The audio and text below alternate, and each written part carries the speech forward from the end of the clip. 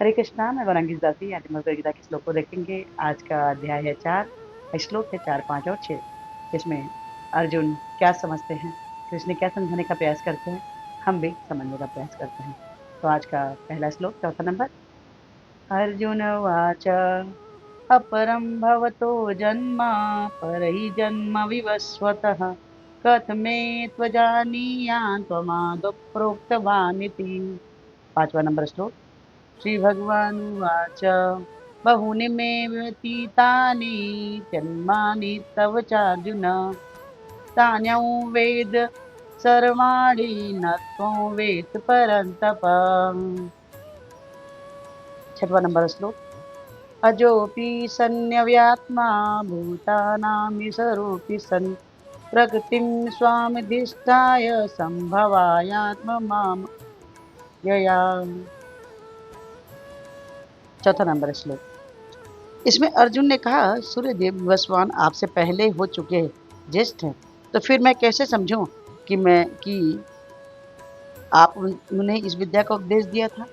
यहाँ पर अर्जुन को संशय होता है, प्रश्न पूछते हैं कृष्ण से कि बताइए प्रभु, कोई भी जीवात्मा जो भी अर्जुन भी है, तो ये हमारे भी मन में प्रश्न आएगा कि प्रभु जब हमारे सामने अभी प्रत्यक्ष दिखाई दे रहे हैं, तो भला वो कैसे मानेगा कि वो ये अभी हमारे सामने दिख रहे हैं, और सूर्यदेव तो पता नहीं कितने साल पहले से, जब से ये सृष्टि बनी तब से सूर्यदेव हैं। तो उनका यही प्रश्न था कि किस प्रकार आप भला ये गीता का ज्ञान आप सूर्य को दिए हैं। हम आगे का श्लोक देखें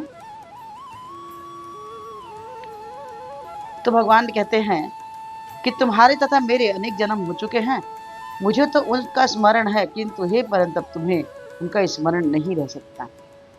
यहाँ पर बात की जा रही है भगवान श्री कृष्ण के द्वारा।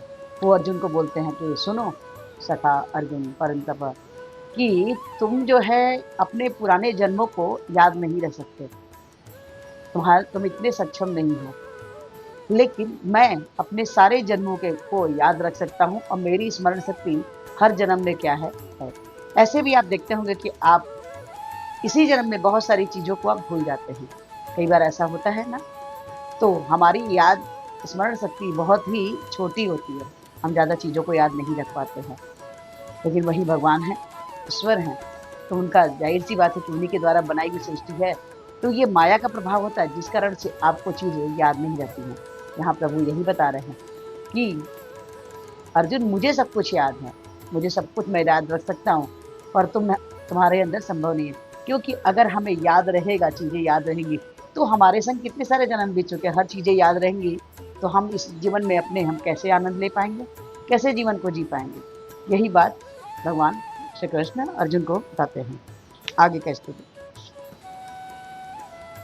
यद्यपि मैं अजन्मा तथा अविनाशी हूँ, और यद्यपि मैं समस्त जीवों का स्वामी हूँ, तो भी प्रत्येक युग में मैं अपने आदि दिव्य के रूप में प्रकट होता हूँ। कितना सुंदर प्रभु ने बताया कि प्रभु श्री कृष्ण जो हैं अपने अपने रूप में प्रकट होते हैं, यहाँ पर धर्म स्थापना करने के लिए, लोगों को सिखाने के लिए।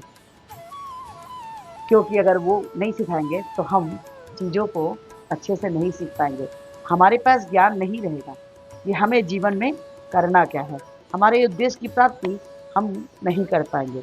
और वो हमेशा हमेशा ही वो दिव्य रूप में प्रकट होते हैं, उनका रूप अलौकिक होता है, उनका ज्ञान अलौकिक होता है, सब कुछ उनका अलौकिक होता है ना।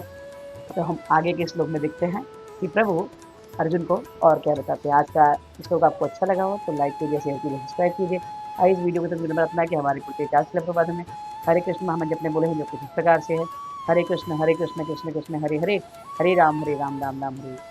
हरे कृष्ण महामंत्र जपिए और कृष्ण के सच्चे प्रिय बच्चे बन जाइए। आज से एक माला जपिए, 602, 204, 406, 308, 416, जैसे 16 माला करते हैं कृष्ण के हेतु के पात्र बनते हैं। तो आज से ही हरे कृष्ण महामंत्र अपना जप कर दीजिए। हरे कृष्णा, राधे राधे।